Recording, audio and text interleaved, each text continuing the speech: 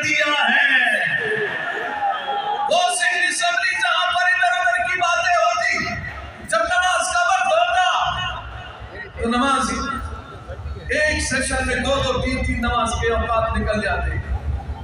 नमाज के लिए कोई वक्फा ना होता, हम भी वहां बैठे होते। जब हम नमाज के लिए चले जाते, ये 10-15 मिनट के अंदर ड्रामा कर जाते।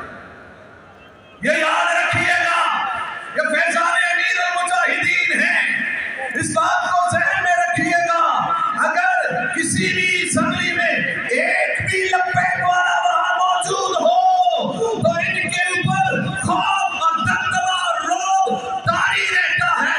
वो सोचते हैं हम इस्लाम मुखालिफ बात करें तो कैसे करें, इस्लाम मुखालिफ बिल लाए तो कैसे लाए, इस्लाम के खिलाफ कोई साजिश करें तो कैसे करें। मगर इस बात को जब हमने देखा कि ये 10-15 मिनट में नमाज का वक्त के दौरान ये बहुत कुछ करना चाहते हैं, हमने अल्हम्दुलिल्लाह तहरीक पाकिस्तान ने सिंध असेंबली में नमाज के वक्फे की तरमीम को पास करवा दिया।